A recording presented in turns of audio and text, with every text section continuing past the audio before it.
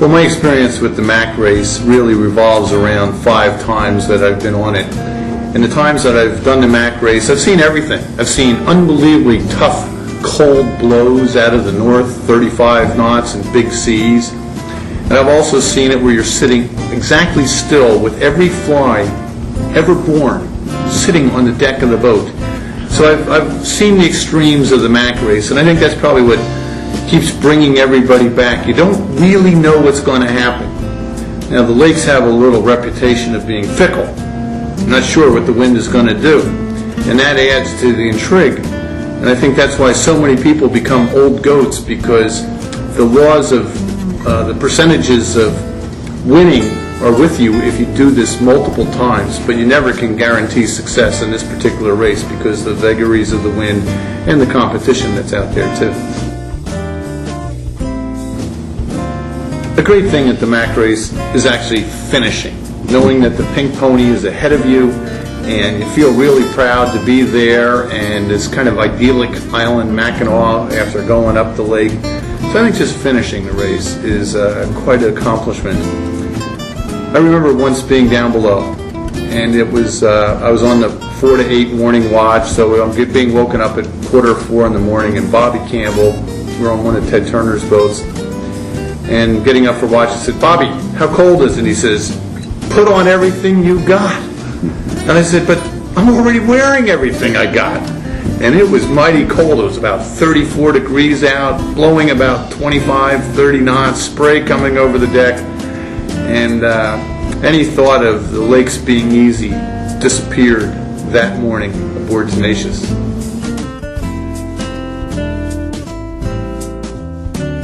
Well, Ted first showed up here on American Eagle back in the early 1970s, and he was pretty cavalier and lake sailing. I mean, you got to remember, this is a guy that took American Eagle across the Atlantic Ocean, a 12-meter across the Atlantic Ocean. That's a scary feat to do. So he's thinking, oh, the lakes, what could that do? Well, he got here, and a big northerly came blowing through, and he quickly found out that this, too, can be a mighty rough place to sail. Well, one of the fascinating things about the MACs is to get along the shoreline of Lake Michigan and see these beautiful white sand dunes that are 100 feet tall, and it really tells you that this place is special. And it made me think, what was it like here when the glaciers were here, which wasn't that long ago, only 10,000 years, and the geological clock is nothing. It's seconds ago. And to see what happened here, to leave that beach along with the pristine white, and that's pretty magic to be beating up and going along there. Well, the first drinking establishment for every sailor is aboard your own boat. And the beer, or the Mount Gay, tastes mighty good when you cross that finish line, and suddenly, magically, this contraband comes up on deck, and everybody gets to have a libation. Every MAC I've done, every crew I'm on with, and you always seem to finish this race at night. I don't know why it is, but every time I do it, we finish at night. There's this place called the Pink Pony. Now that kind of gives me a little creepy vibe. The Pink Pony? What's this all about? And you got to get in before the Pink Pony closes to go there, and of course all these people have well lubricated, and it's a festive scene, and people get to check off another MAC race. So I guess that would be my favorite. Always interesting seeing the dynamics of a crew. In one MAC race I was on, somebody a couple weeks earlier had spent a night at government expense because he had too much to drink when he was driving. So the question became, who else had spent at least a night in jail? And a survey was taken, and lying was not allowed. And we found that 80% of the crew had also experienced at least one night in jail sometime in their career. So things tend to come out on a boat that might not otherwise be spoken about. I do that survey because that happened on the MAC race. I do that every ocean race. And here's the average after many years of asking that question, and you don't ask on the first night. You got to wait till about night number 2 when everybody's kind of into a groove and there's a nice meal going on, and you interrupt this guy, hey, I wonder, is that, and then, you know, most people don't want to say it, But finally somebody said, you know, in college, I got arrested one night and I was stealing something at a stadium and the other team was coming. Anyway, the next one has a story and the next one here. So here's the percentage. The percentage is, and try this, anybody doing the math, try this.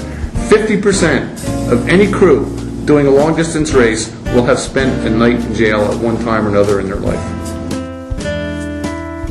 Well, you know, the challenging thing about the MAC is in the summer, in July, it can be hazy around Chicago. And before GPS, the city rapidly disappeared, and suddenly, where the heck are we? And boats would just be jiving randomly out of nowhere and trying to figure out where you are. I mean, there's a great story about the guys that sailed an A-scow on the MAC race. And they got way ahead. I mean, the thing was much faster than these clunkers that were sailing at the time. But anyway, they got a little discombobulated because they didn't have a compass on their boat. And they ended up sailing back towards Chicago for about 10 hours or something, and realized that they were going in the wrong direction when they got to the shoreline and had to turn around and head in the opposite direction. They still were like fourth to finish or so, just showing how fast it is. I mean, that's got to be one of the craziest things ever, to do the MAC in an open 38-foot A-scow.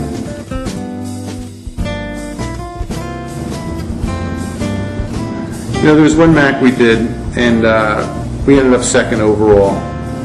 And we lost to Chuck Kirsch on Scaramouche, and we finished about 10 hours and 52 minutes and 12 seconds ahead of him on elapsed time. But anyway, he saved this time, are you ready for this? By 30 seconds. And on the one hand, we were a little disappointed that we lost the race, but on the other hand, it kind of told me that the IOR rule at that time was working really well, to have disparate boats of very different sizes, sailing in different conditions on a long-distance race would manifest such a close finish. So that was pretty impressive to me. The insects. Well, unfortunately, these flies can hit you. There was one MAC I was on, and the owner decided to get rid of it and get rid of the flies in a clever way. And he had a couple of young sons. They were probably about 12 years old on the boat, or 11. And he paid them a penny for every fly they could kill. So they went around with these Dixie cups, killing flies and putting them in there.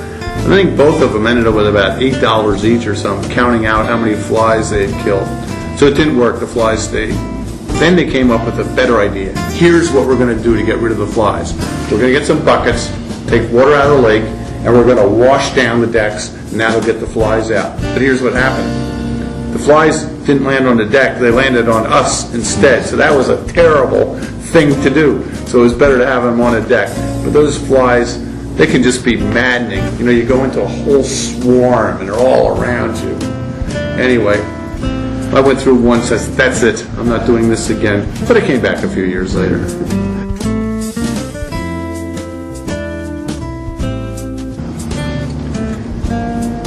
You know, really one of the important things about the Chicago MAC race is it's now on its 100th running.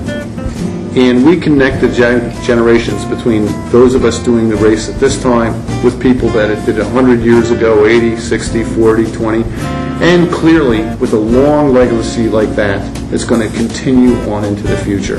So what a beautiful event to connect the generations, and you can get out there and go through the Manitou Straits as you're talking about and think, my grandfather was right here, and I bet it didn't look any different now than it did then. And 50 years from now, it's not going to look much different than it did at that time. And that's special. As far as me, you know, I hope to do a film on the race. I've never filmed out here before, and I've done the 100th anniversary of the Newport Bermuda race and the 100th running of the Transatlantic race and the America's Cup. I've done that dating from the 123 years up to 156 years, so it seems to me that a really good film on the MAC, which will be enjoyed by everybody now. But it's important to do something of quality now. So 50 years from now, people say, what was it like back then? And they'll watch it, and they'll experience it with the crews, and they'll say, you know, it's not different today than it was back in 2008. They were asking back then who was in jail and who wasn't in jail, and here we are doing the same thing today. And the flies, they're still here. And man, it got really cold out tonight, and the sand dunes looks pretty special. Anyway, it's just nice to connect the generations through a great race like the Chicago Mac.